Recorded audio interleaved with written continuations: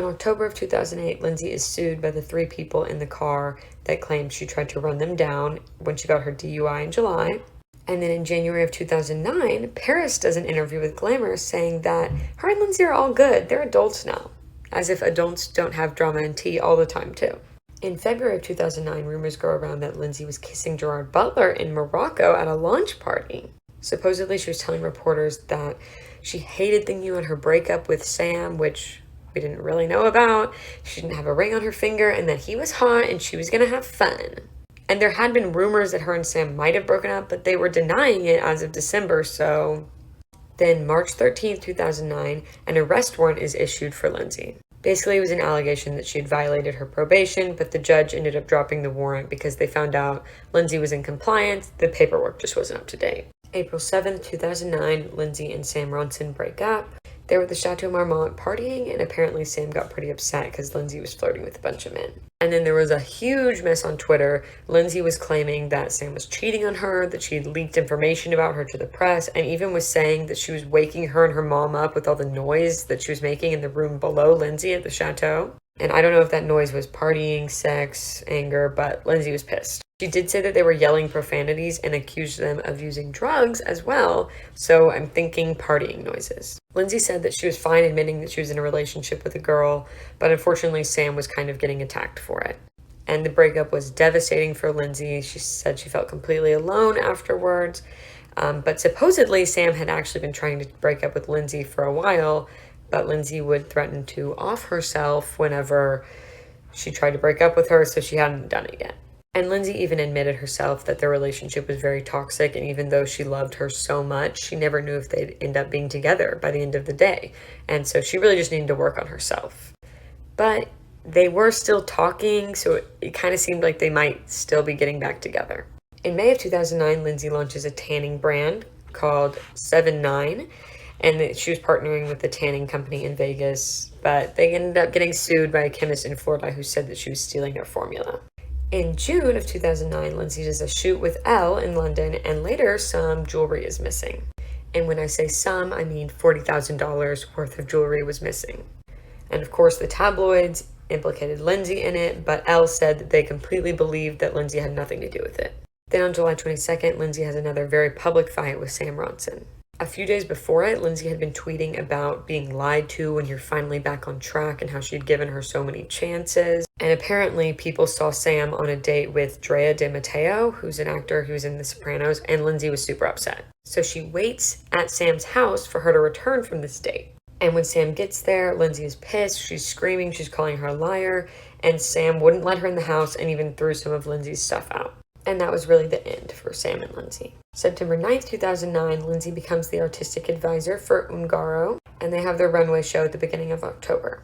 Unfortunately, people did not really like it. They called it tacky and outdated, and they really didn't appreciate the glittery heart nipple pasties that Lindsay chose, which is honestly an iconic choice by Lindsay, so I don't know what they're talking about. Some people weren't as mean, though. They said they were surprised that it wasn't worse. Good news. Then October 16, 2009, Lindsay's probation is extended for another year. She hadn't completed the required alcohol counseling program, so they decided she needed more time. She hadn't really been attending the meetings, and the judge warned her that she needed to attend the meetings no matter how busy her acting career was, or she was going to have much bigger problems on her hands. In November of 2009, Lindsay and Paris are seen partying at the one and only Stavros' house, so I guess they really were over him and over the drama. So in December, Lindsay is spotted leaving Jason Segel's house. But apparently they were just working on a project. And if anyone knows what that project is, please let me know because I don't know of one. And he left his house later holding that Dracula puppet from Forgetting Sarah Marshall, which is one of my favorite movies, but kind of weird that he just left the house with it. He was also overheard later telling his friends not to judge him for hanging out with Lindsay. But no worries, because in December of 2009, Lindsay's reportedly dating model Adam Sen. February 22nd, 2010, Lindsay admits that she has abused drugs, both legal and illegal, and she talks about how scary it was and says that now she can drink alcohol, but she just limits herself. And March 8th, we discover that Lindsay has been dropped by Ungaro. March 9th, 2010, Lindsay sues E-Trade. So I don't know if anyone remembers the E-Trade ads with the babies, but they had the babies talking about the milkaholic Lindsay, which we all got the reference. And not only was this an ad, this was a Super Bowl ad, so there was a ton of attention on it. However, E-Trade said that she's not the only Lindsay in the world, which I guess is true, but she's clearly the most famous Lindsay in the world at this point. And it was settled, she dropped the lawsuit, but it's unclear if she got money from it or not. Then on March 23rd, we get reports from the tabloids, so take it with a grain of salt, that Lindsay was at a club and Adam Sin arrived with another girl, and Lindsay was not pleased. Apparently she started shouting at the girl, and then her and Adam were groping and grinding, and he ended up ditching the girl for Lindsay.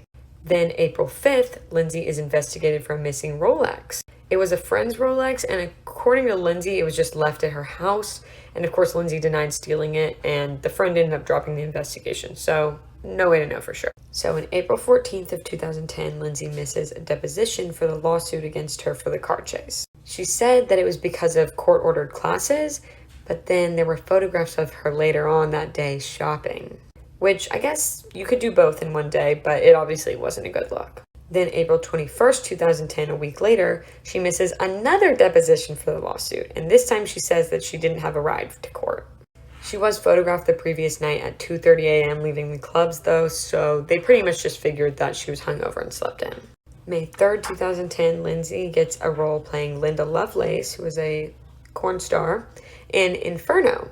And May 4th, 2010, Lindsay does show up to her deposition for the lawsuit. She was late, but she did show up, so it's a win. Apparently, though, she was cited partying with her mother at 2:30 a.m. the night before. Then May 13th, 2010, Lindsay throws a drink at a supermodel while clubbing in New York. Apparently, she wanted the booth by the DJ, but Aaron Voros, I don't know, played for the New York Rangers at the time, and his girlfriend Jessica Stam were in that booth. But she didn't want to be in the booth with them because Aaron was her ex, except Aaron said he's never met her. So she threw a drink in Jessica's face and then left. On May 15th, 2010, we get a brief interview with Lindsay before she heads off to the Cannes Film Festival. She says she's going to do press and announce her movie on Linda Lovelace, and she claims she is in compliance more than ever with probation. She also mentions that she wishes her dad would just shut the F up, and then says that TMZ is going to get bad karma for all the stuff they post about her. And ironically, they post this video of the interview. So from May 16th to 18th, Lindsay was at the Cannes Film Festival, seen partying a bunch, and a picture comes out where there happens to be something that looks like 3 white lines out on the table. But of course, Lindsay says that's a complete setup and there was nothing happening involving nose candy. Then May 18th, Lindsay's ready to fly home from Cannes, but turns out she can't fly because she's lost her passport. Her dad said that he thought it was an excuse so that she didn't get to her next court date, but Lindsay said she thought it was actually an inside job by her dad who had gotten someone to steal it. At any rate, on May 20th, they have the court hearing to determine if Lindsay had actually began attending the weekly alcohol counseling sessions, and Lindsay doesn't show, which was not a good sign for her attendance record, although they did explain that it was because she had lost her passport and was getting a new one. They issued an arrest warrant for her anyways, but her team paid her $100,000 bail. May 24th, though, Lindsay does make it to court for the rescheduled hearing, and they set new conditions for her bail. So regardless of what was paid before, if she doesn't comply with these, she will be arrested. And the criteria was a drinking ban, random weekly drug testing, and another bracelet for alcohol detection. In July of 2010, and Lindsay is sentenced to 90 days in jail. And this is for missing the alcohol counseling sessions, which I'm sure are looking really good in comparison with jail. She's also ordered to do 90 days in a rehab program after jail. And during the hearing, she was crying in the courtroom saying she did all she could possibly do. And people also noticed that she had a little message written on her nails. It was F you. And I'm not sure if that message was for court specifically or just for fun.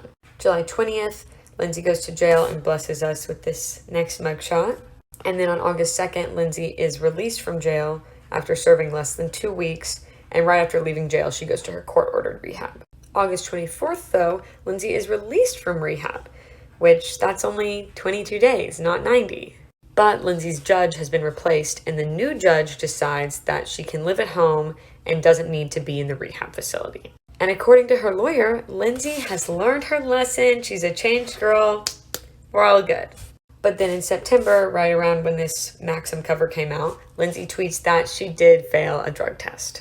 She admitted to a drug addiction and said she was working on it and that she was willing to appear in front of the judge again. And we do get to find out via the probation report that she failed the drug test because of nose candy and September 24th, Lindsay goes back to jail for the failed drug test, but psych, she's released later that night after another judge overturns the decision and she gets out on $300,000 bail. But she does have to get another alcohol detection bracelet, unfortunately. September 26th, these pictures come out of Lindsay and Paris on a wild night out kissing, so I guess they're friends again. And also this picture of Lindsay holding a syringe to her arm, which obviously people were going to make a lot of comments about. Pretty much the last thing that Lindsay needed to be pictured with was a syringe. September 28th, though, Lindsay checks herself into rehab again, this time at the Betty Ford Center, which Miss Anna Nicole also attended. And in October, Lindsay's ordered to remain in rehab until January 3rd.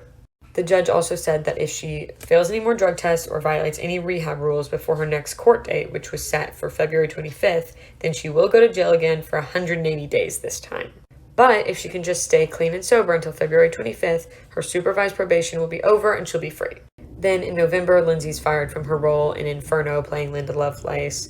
The director basically just said, because of all these issues, I mean, she was in rehab at the time, so she couldn't even film, that they just couldn't go forward. Unfortunately, on December 12th, while she's at the Betty Ford Center, Lindsay gets into an altercation with this woman, Dawn Holland, who was a staff member. Apparently, Lindsay had jumped the wall around the rehab center to go drinking and had come back past curfew, so Dawn was doing a breathalyzer to check her. Dawn was also calling the police, and faced with the breathalyzer and the police being called, Lindsay chucked a phone at her and starts twisting Dawn's arm to try and get the phone from her, to the point where she sprains Dawn's wrist. Dawn said that clearly Lindsay had alcohol in her breath and that she hadn't made any improvements in rehab whatsoever. And her dad confirmed Dawn's story, even though Lindsay wasn't even talking to her dad at this point, so really, how could he know? But Dawn was later fired because she talked to a gossip website about Lindsay's time in rehab. And it's really unfortunate and really sad because in a Vanity Fair issue, actually from that same year, she had said that she really just wanted her career back and the respect that she'd had from the public, and that if not clubbing and not drinking was what that meant, she was willing to do it. But unfortunately, she really had a problem, like a serious drinking problem. But January 3rd, 2011, Lindsay leaves rehab, and she said this was the start of a clean slate. She was moving forward. She got an apartment in Venice, and she moved in. But the next day, the sheriff department claims that Lindsay violated probation again, because apparently that incident with Dawn Holland in rehab was a violation, so they needed to investigate. She was going to be charged with battery, but Dawn saves them some time and says that she doesn't want to press any charges and won't cooperate with the police. January 22nd, Lindsay is shopping in Venice and accidentally, or maybe not accidentally, steals a necklace, this necklace on her neck.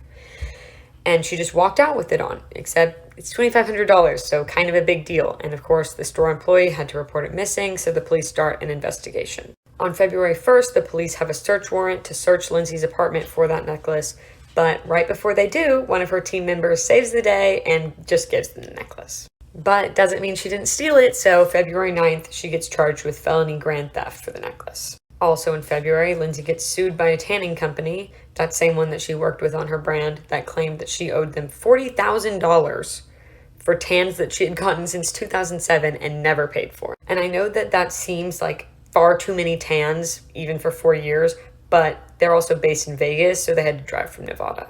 On March 10th, the judge in court gives Lindsay 2 weeks to decide on accepting a plea deal or possibly taking the case to trial, and Lindsay rejects the plea deal. So then on April 22nd, Lindsay is sentenced to 120 days in jail for violation of the probation because, theft is not allowed on probation or ever. She spends 5 hours in jail and then she gets out on a $75,000 bail. She's also ordered to do 480 hours of community service, which is a ton, but she gets her felony charge reduced to a misdemeanor, so that's good. And while this is all happening in May of 2011, Paris takes a shot at Lindsay on her new reality show. And so, as part of Paris's reality show, she gives her earrings away to a homeless woman. Only problem is that this homeless woman mistakes Paris for Lindsay, and Paris says, "If I was Lindsay, I'd be stealing the earrings, not giving them away." Which, yikes. But it also seems a bit unnecessarily rude to the homeless woman because, why you gotta drag her into this? She apologized afterwards, and supposedly her and Lindsay were okay again. Forgive and forget. On May 11th, Lindsay's lawyer enters a no contest plea for the theft misdemeanor, which is basically I'm not saying I'm guilty, but I'm not denying it.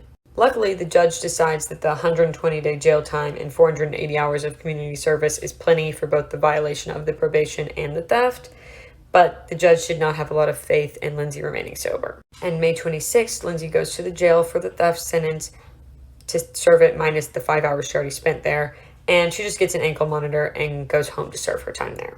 June 23rd, though, Lindsay fails another alcohol test and goes back to court, although the judge actually hadn't added drug and alcohol testing to the new probation she was on, so technically Lindsay didn't do anything wrong. But the judge was still very disappointed and let Lindsay know that rooftop parties and continuing to abuse substances is not really in the spirit of house arrest. The judge then orders her that she can only entertain no more than one person at a time from now on. In June, Lindsay is off house arrest. She only spent 35 days of the sentence on house arrest, and she was having rooftop parties at her house the whole time, which is one way to get around house arrest. She does still have to do the community service, though, 120 hours of which was at a morgue, which I cannot imagine Lindsay Lohan at a morgue. And in July, it finally seems that Lindsay's actually completing the requirements for her probation. The community service, the fines, all going well. The only flaw was the psych counseling that was ordered, but her lawyer explained it as a health insurance issue and they moved on. But in October, right after we thought she was finally doing all the stuff she had to do, for the most part at least, she starts being absent to her community service. Since July, apparently she had only served 2 hours, so that's definitely not good. And she had to post another $100,000 bail, although she was only in jail for 2 hours this time. Then October 20th, Lindsay is supposed to report for community service at the morgue, and she misses it. Luckily, they give her a second chance, though, and supposedly she made it on time because we don't hear any report of her not making it. But November 2nd, Lindsay is sentenced to 30 days in jail for violating her theft probation. It was for missing the community service from July to October, where she only served 2 hours. And now she has to work at least 12 days a month in the morgue until she completes the 53 days left on the community service order and has to do 18 psychotherapy sessions. And the judge tells her that if she can't complete it, she'll go to jail for another 270 days, but if she can, probation will get easier. November 7th, 2011, Lindsay's in jail for a few hours, then she comes right back out. Score 8, Lindsay. Score 0, law enforcement.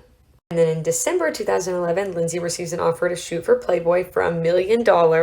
So she was on the cover of January, February of 2012, and it was Marilyn inspired. She did the same poses that Marilyn did in the first issue of Playboy, which Marilyn did not intend to end up in Playboy, but that's another topic.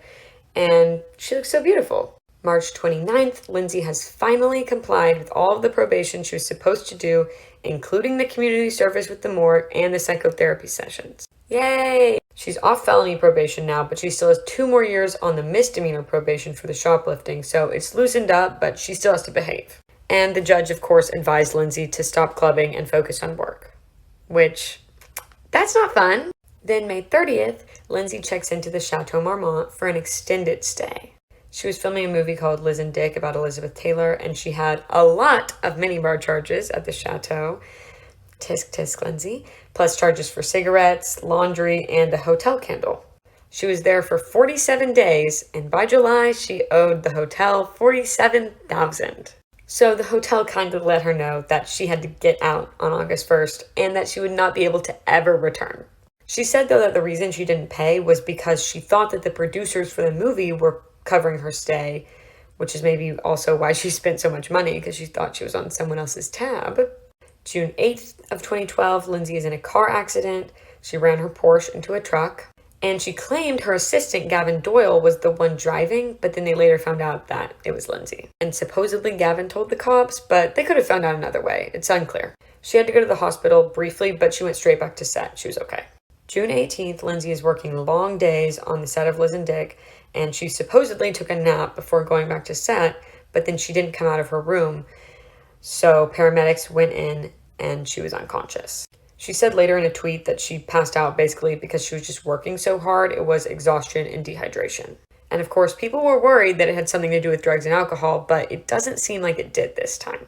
September 19th, Lindsay is arrested again. This time she was driving in the parking lot of a hotel in New York and hit an employee who was outside the restaurant next door, and he had to go to the hospital because he had a knee injury. And she was charged with leaving the scene of the accident because she left after she hit him. Then in October, Lindsay and her mom get into a fight and the police are called, but it's just a verbal argument, so they did an investigation, no charges. So then November 25th, Liz and Dick comes out, and the producer said he'd worked with actresses whose behavior during production was less problematic, but that she was the best to play her. though the film did not get good. So November 29th, 2012, Lindsay is arrested. Supposedly, she was in a club in New York City and there was an altercation. Basically, she hit a girl. The rumor was that it was over Max George of The Wanted. People said that they went to the club together and then he was talking to another girl and Lindsay just wasn't having that shit, so she hit her. Unfortunately, when her team picked her up after posting her bail, she was not happy at all to see her assistant Gavin and made him get out of the car, at which point he told her never to speak to him again. It's very unclear what Gavin may or may not have done to upset Lindsay, but that was the end of their friendship for a while. And he tweeted later, "At Lindsay Lohan, after bailing you out last night, I hope and pray you get the help you so desperately need. We are all rooting for you. Kisses." December 13th of 2012, her probation is revoked for the theft case and a probation violation hearing is set. March 18th, 2013, Lindsay receives misdemeanor charges after pleading no contest again. And this was for the 2012 car incident where she hit a dude. She's sentenced to 90 days in rehab, 30 days of community service, and 18 months of therapy. And then on May 1st, 2013, Lindsay posts a proposal on her Instagram. But it turns out she was faking us out. It was her friend, Nico Tortorella.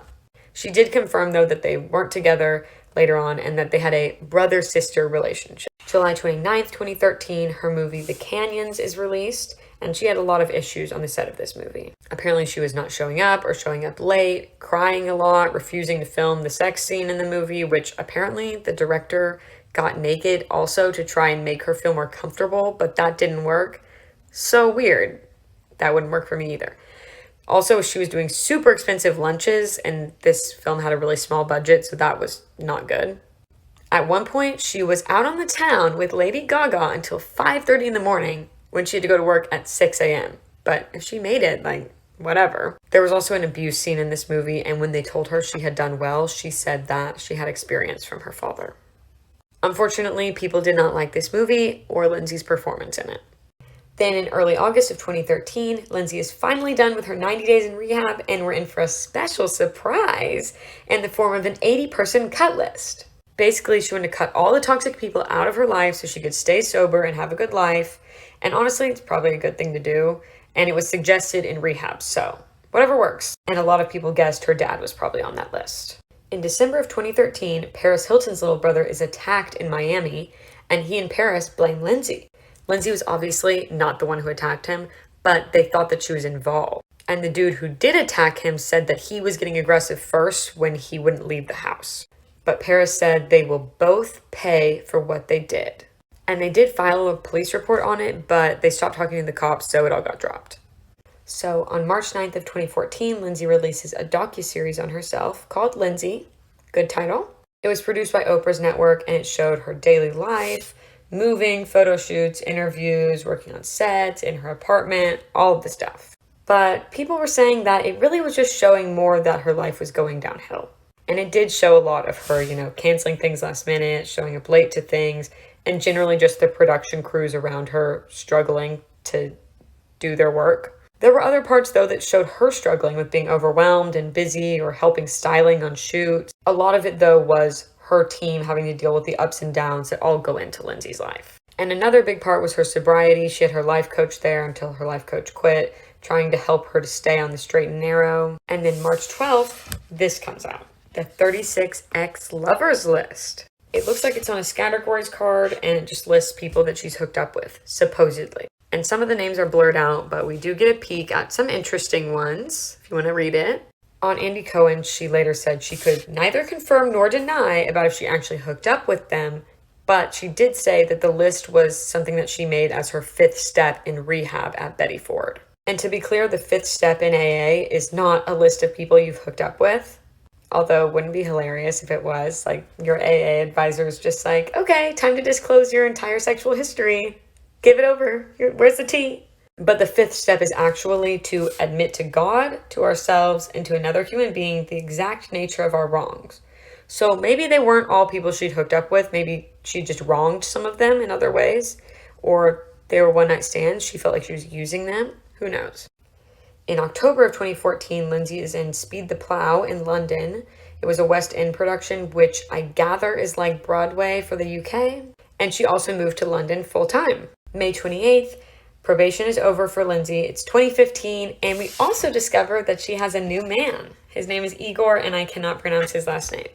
Then March 12th, 2016, we find out that Lindsay is engaged to Igor. And by the way, he works in real estate. They'd only been dating like 6 months, but they seemed really happy. She did say later, though, that she actually had to buy herself that engagement ring. What she said about him basically was that he had really rich parents who were funding his lifestyle, but he was kind of lazy. He, on the other hand, though, said the exact opposite, and he said he was always fronting for Lindsay. Then July 23rd, 2016, they had been out for dinner and dancing, went back home, she went to bed, and he went back out. She said when he came back, she woke up and he was standing over her, which is super creepy, and being really aggressive. And then we see a clip of her running out of the apartment, screaming that he's trying to strangle and kill her. She also accused him of cheating right after this incident, but she did not call the police because she said she just really didn't want to get involved with the cops. So she just left and went and stayed with a friend who was in Saint-Tropez to get her mind off things. I wish I could do that. And Lindsay has said later on that, people really didn't seem to care that she was being abused, even though it was all over the media. But they took a break after this incident, but ultimately ended up staying together. July 2nd, 2016, days later, they're in Mykonos for Lindsay's birthday, and they get in another fight. Supposedly, he took her phone, and then she grabbed his phone, and then she tried to run, and he grabbed her arms and restrained her, as you can probably see, and I guess was trying to get the phone. He was grabbing her very roughly, though, and her boobs were almost falling out of her top because she just had no control over her body the way he was grabbing her. And she has said that he always drank too much. And when she talked about it in an interview, she still had her engagement ring on, but it seems like they were pretty much over after that. Thank goodness. Also in 2016, though, on a happier note, Lindsay starts developing nightclubs in Greece. And we also see the appearance of Lindsay's new accent. She was slipping in and out of it too, so people were very confused. And her dad, who again she wasn't talking to, said it was because she was learning so many different languages. But she said that her accent just changes as a result of wherever she's living at the time and the accents of people around her, which seems like it could end up problematic very quickly. Then October 2017, Lindsay posted a video on Instagram about Harvey Weinstein. And you would think that it's going to be against him, but think again. She said that she had done multiple movies with him and he had never done anything to her, so of course it couldn't have happened to anyone else. She said she felt bad for him and that his wife shouldn't leave him, and said, "I think everyone needs to stop. I think it's wrong, so stand up." She later clarified, though, that she just thinks the allegations should be made to the police and not to the media, which I guess fair enough, but she didn't need to do that. In 2017, she was in Sick Note with Rupert Grint, who I love. It only lasted a year, though, which is sad. Then in 2018, Lindsay moves to Dubai, and she's on Wendy Williams talking about how she's doing lots of projects, including designing an island off the coast of Dubai, and also a makeup collection. March 21st, 2018, Lindsay becomes the spokeswoman for lawyers.com. And in the first ad, she makes jokes about her DUIs, which some people thought were really funny. Other people thought it was just out of touch to have her as a spokeswoman because she would never be using lawyers.com. So in September of 2018, Lindsay is in Moscow and she sees a woman with her children. Then she goes on Instagram Live for everyone to see this. First, she was telling the kids oh, you can stay in this comfy bed at a hotel and watch a movie. I'll let you stay there. And she wasn't offering it to the parents because she thought that they were Syrian refugees and that they were trying to traffic the children. She then told the mom that she needed to be providing a better life for her children and that if someone was offering that, she should let them go with them. The parents tried to leave the situation with their children, but she continued to pursue them, point blank accused them of trafficking the children, and then said that she was going to keep pursuing them while telling them that they were putting down Arab culture by behaving that way, which in reality, they weren't trafficking the children, it was just a family. Then she tried to grab the kid, and the woman, the mother, pushed her to the ground. And then Lindsay was crying in the street in shock, and we all witnessed it on Instagram Live. 2019, though, Lindsay announces that she is coming back to acting, and she's also managing her sister. And January 8th, 2019, Lindsay Lohan's Beach Club premieres.